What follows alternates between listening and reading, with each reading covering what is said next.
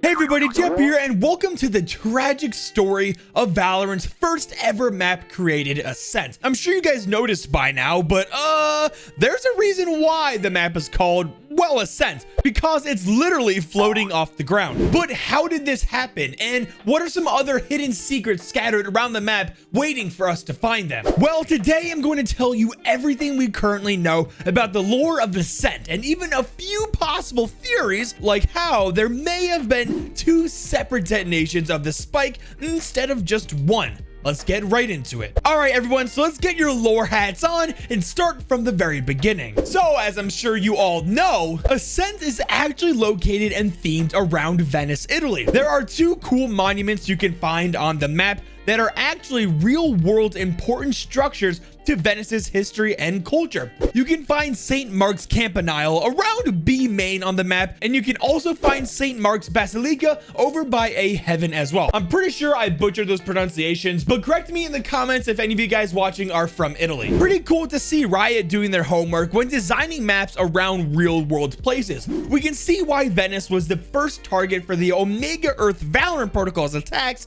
to steal Radianite. There are clearly Radianite crates scattered pretty much commonly around Ascent, but more concentrated at A sites and B sites respectively. Hence why those are the places the attackers need to plant the spike to get the most Radianite. You know, I wonder how I do when I'm playing Ascent. I like the map a lot, so I'm pretty curious. Well, with Valorant Tracker, today's sponsor, you can do the same thing. Valorant Tracker does exactly what it says in its name. It tracks pretty much everything you do in Valorant. For example, if I wanted to see how I normally do on Ascent, it'll tell me if I win most of my matches, or what's more likely for me, that I lose them. It can show you that for every map as well. Not only that, but Val Tracker will let you know what your best weapons are, your best agents that you do well with, and how you can even track your stats real time in game. Hit the keybind while in a match of Valorant, and it'll bring you up every player in the game statistics that's available, and tells you exactly what you need to know. Things like how good the enemies are and what their best agents are. Real story, I once used Valorant Tracker to scout out an enemy chamber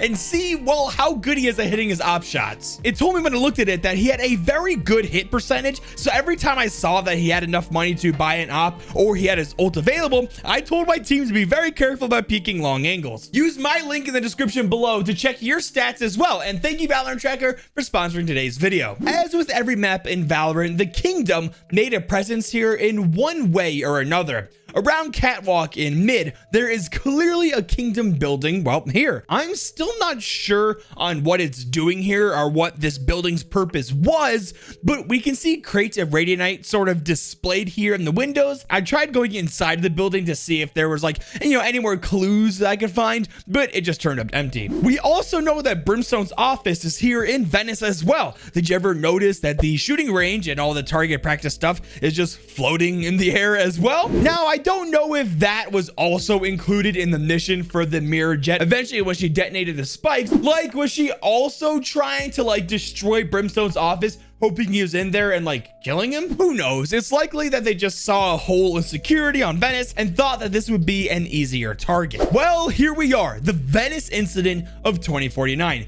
10 years after the supposedly discovery of Radianite from the Kingdom with the first light, and we get our first major disaster surrounding the new substance. As you likely already know, Omega Earth's Valorant protocol deployed their Omega Jett to teleport to our Earth and detonate the newly manufactured spike at a significant source of Radianite. The goal was to transport as much Radianite as she possibly can back to Omega Earth, using the spike's detonation as the means to do so. We don't know how, but our Valorant protocol got intel that Omega Jett was planning something terrible apparently, and the device in her backpack, the spike, is something they must ensure does not get activated. I'm guessing Phoenix was like in the area, so he was given the monumental task of stopping Omega Jett. He was in hot pursuit of Jett and managed to get a clean shot at the strap holding the spike, and Jett came tumbling down back to the ground. Just as she was about to pick it back up, Phoenix summoned a wall of fire to knock her back.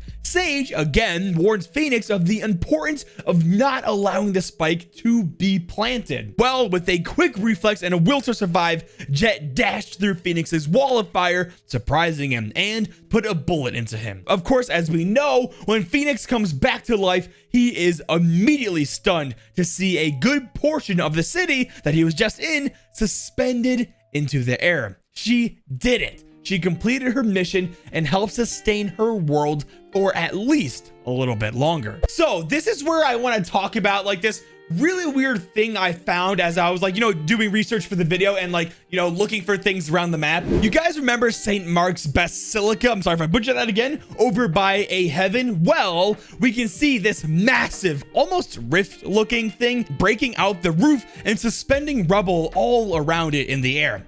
Look at the weird effect it kind of gives off. Like, it's moving pretty violently and shaking, and the light coming from it just looks weird. I think that this is the location of the spike detonation that Mirror Jett did after defeating Phoenix. But here's the weird thing, guys. If we look at B site across the map, there is yet another one of these weird rift things protruding out behind the boathouse on B.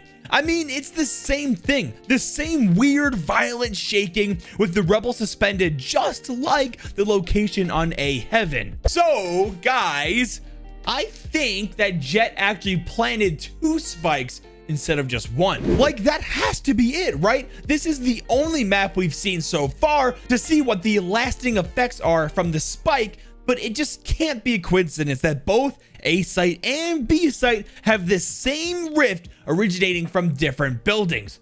She had to have planted 2 spikes, right? But it's weird because we only saw 1 in her backpack in the Duelist cinematic. Maybe there was like another one tucked in there somehow we didn't see it. Or what if after the spike teleported all the Radianite back from one site, it cooled down and you can actually reuse the spike again? I guess that kinda can be true. Well, I thought about it a lot, so I actually turned on invulnerability in a private match to see, well, what happens when the spike detonates. And sure enough, like always, once the spike is just about to explode, we can see the rifts opening up around it, getting ready to teleport, well, all the Radianite around it. Well, when it finally, goes off and detonates, it just disappeared. Like the massive black sphere just bursts out, then collapses back in on itself. But the spike is nowhere to be found. Like, it pretty much disappears the second the detonation happens. So that pretty much ruins my theory of the spike being able to be reused. Well, that means that Jett must have just had 2 spikes with her for the Venice Incident of 2049, right? So what happened to the civilians living here on Ascent once the events happened? Well, if we look around the map, I don't think it killed everyone immediately when it all happened. Sometimes if you look up, you can find these banners located around the map that clearly show a massive chunk of the city floating in the air. There are at least 3 of these banners that I can find. So unless someone planned this all and told Jett to come here and then hung these banners up in preparation before the incident, we can assume that they were hung up after it happened. Another hint that tells me that people lived here at least a little while longer after what happened is by the pizzeria heading up to Market. On top of a stack of pizza boxes, there is an open box with steam coming from the pizza. Now, I'm sure you all know that pizza doesn't stay hot forever. And what, maybe steam comes off of pizza for 20 minutes after it's made, at most? So this leads me to believe that that is a very nice and wonderfully fresh piece of pizza.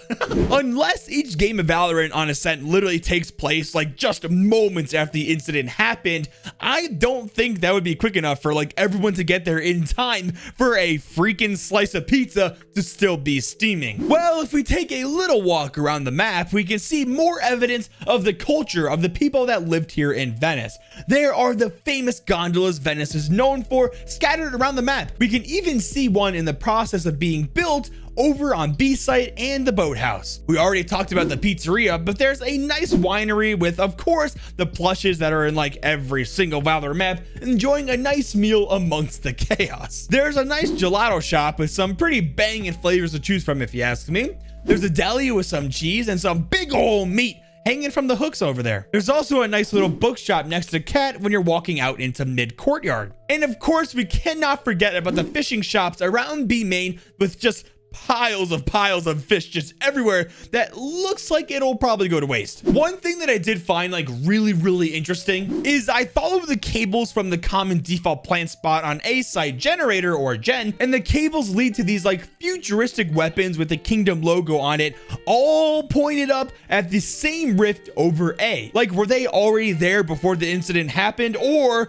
after it happened they installed them in case something were to like come through the rift? Like, every one of those weapons is pointed at this rift. Now, B-site was different. It didn't have any of these weapons pointing at the rift over there. Another thing that I thought was like really cool, and maybe just maybe lead us in the right direction of multiple realities in Valorant's lore. Now, if we head to mid-link over here in between the courtyard and B lobby, there's this door here with the address number of 10 on it. Okay, and nothing crazy here, right? Well, me being the curious guy I am, I always love looking around the entire maps when I'm making these videos to see if I can find anything else. Well, if we come all the way over here outside the map, I found the same number 10 sign next to what looks like should be a door over here. Now, this can totally be just like reused assets the developers used when making the map, or if you put your lore theory hats on, this is from an alternate reality and spike detonation sort of jumbled the two realities together, and well, this happened. I mean, honestly, it's probably not true. It's probably just reused assets, or it may even be like, you know, that this road was on like 10th Street in Venice or something. I don't know. I just thought it was pretty cool. What do you guys think? But I challenge you guys to head into Ascent in a custom lobby, turn on ghost mode, and see if you can find any more hidden things. I searched around for almost an hour when making this video, but I'm sure I could have missed something. If you enjoyed the video, then make sure to leave a like and subscribe to notifications if you're new. Now, with all that being said, Jeppy out.